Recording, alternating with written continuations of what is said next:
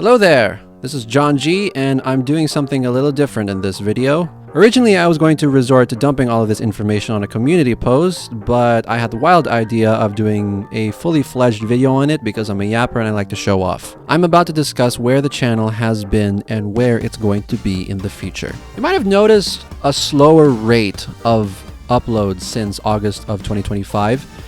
And there are a few reasons why. Some reasons are a lot more in-depth than others, so let's just go through the obvious ones first. I have been operating a meme channel on the side where I take popular songs and edit the vocals to make them sound like the worst possible performances ever. And if you've been a fan of my channel since 2019 during my Steven Universe and Hamilton phases, you know exactly what I'm talking about. Depending on what songs I'm editing, Profit on the meme channel has at times usurped the music channel. So I admit there were days where I just put my energy into the memes more. Not only that, but I am in the works of starting a third channel, which shall be called John G Speaks. I feel like music producers, particularly in my field, have so much to say about themselves, their work, and the lifestyle that drives them to do what they do. I haven't really seen any other cinematic producer on YouTube go as conversational as I would like to be in the future.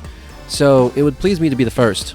I'd like to talk about stuff from what sample libraries I use to the philosophies to why I do what I do in the way I do it. I've also been asked every now and then if I use generative AI to make music, to which, full disclosure, I do not. I do not use generative AI of any kind to make cinematic and orchestral music. And hopefully, if I show my process, there will be less to no room for speculation on that because I detest AI-generated music. So why else have I been uploading less onto this channel, the main channel as I would say? I've been inconsistent with uploading original content.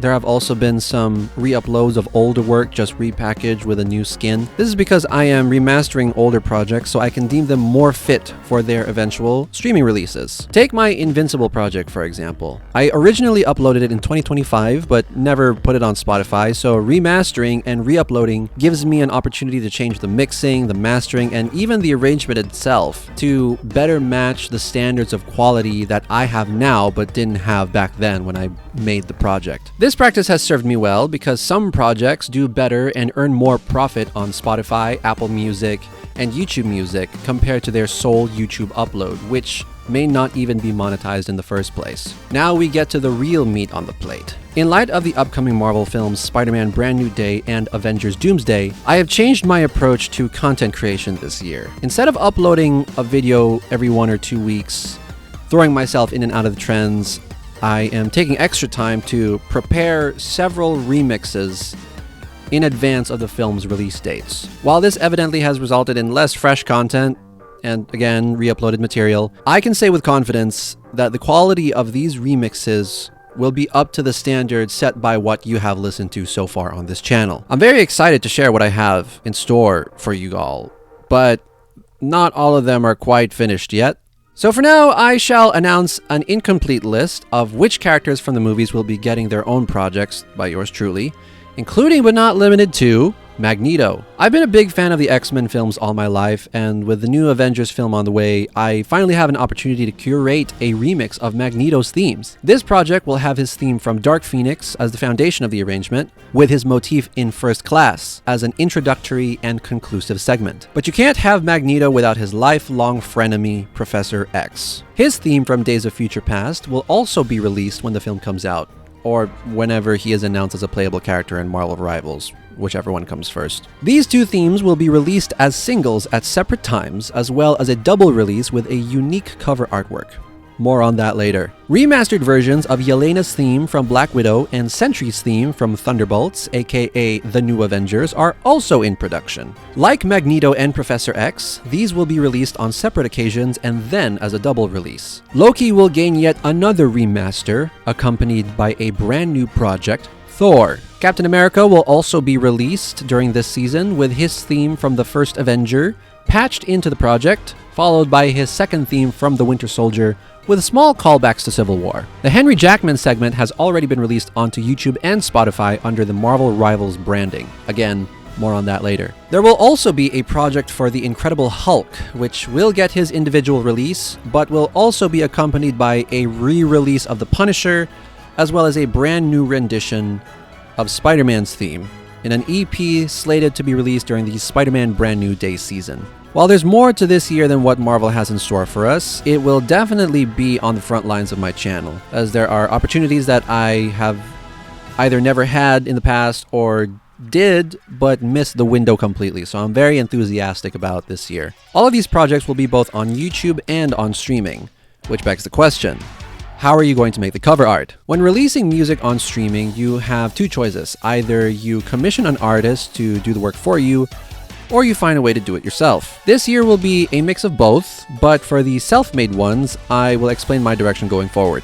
Since collecting is a hobby of mine, I thought it would be a unique decision to take direct inspiration from toy boxes. Regarding the Magneto and Professor X double release, their album artwork would be reminiscent of their Marvel Legends 2-pack release. The Yelena and Sentry 2-pack will also take inspiration from their respective Marvel Legends releases. This direction will also apply to my past and future Transformers work, taking inspiration from Studio Series, War for Cybertron, Legacy, and Age of the Primes. Some might not follow this uniformed aesthetic, but regardless, all artwork will be designed either by myself or a commissioned artist, because I would never resort to AI to design those things for me. I'm positive that projects outside of what was mentioned in this video will pop up at some point during the year, especially with how often Marvel Rivals churns out new playable characters, so stay tuned for surprise content. Speaking of Marvel Rivals, I made a community post in 2025 explaining my approach to the market, but I thought it best to reiterate on video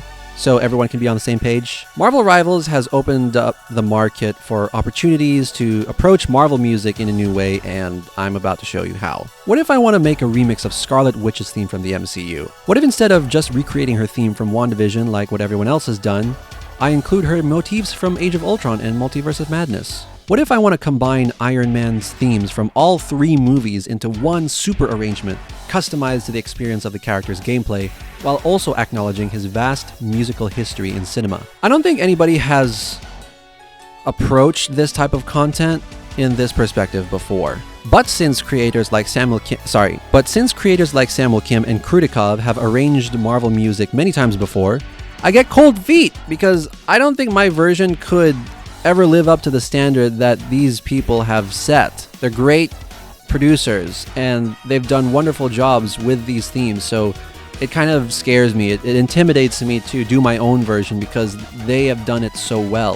However, their releases are accompanied by visuals from media that has fallen out of favor with the YouTube algorithm due to its concluded media press. With Marvel Rivals receiving constant updates, it'll remain a constant search term, potentially gaining a better relationship with YouTube's climate. Using skins and wallpapers from the game, I am free to arrange Wanda's theme under new branding. But wait, there's more. Let's admit that some of these characters cannot easily be dissociated with their film counterparts. The most obvious example being Iron Man, because you picture Iron Man and tell me you don't see Robert Downey Jr. That's a no-brainer. Even the voice actor for Iron Man in the game admits that Robert Downey Jr. has influenced the character so much that it would be disingenuous to not pay at least a little bit of homage in his performance as the character. But I digress. Because they have made their cinematic debut with their own theme music, listening to the themes of the characters you play as could enhance the gaming experience. My remixes aim to be tailor-fit to the action-packed experience of the game. Rivals also offers the opportunity to introduce lesser-known themes to the public.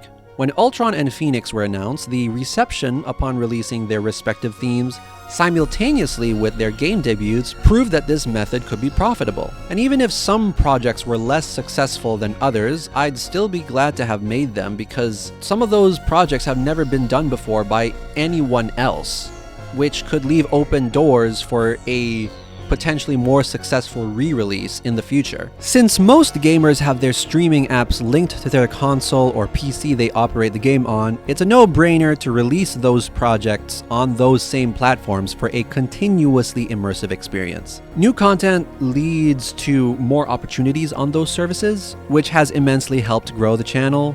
So I'll be putting more focus on that as well. And we have come to the end of the update. I know this was a lot of information, but thank you very much for sticking around to the end. If you made it this far, thank you very much. And a very special thanks to the people who have followed this channel even after all the different trends and seasons. If you've been a fan of me since 2020 or 2019 and you still watch the stuff on this channel, you are epic. You are epic. That's what I have to say to you. Your support means a lot to me in many different ways. I've already spent so much time yapping, so maybe I'll express that gratitude more in depth in a separate video. But bottom line, you guys are great. I understand that what I've discussed has put me away from consistent uploads, but it is only in an effort to provide to you, my audience, the most authentic content I am legally allowed to give. I appreciate you all. I thank you for your patience and thank you for your support, and I cannot wait to share more of my work in the future. All right, I think we reached the end of the video here. I really don't know what else to say. So, my name is John G, and I'll see you in the next one.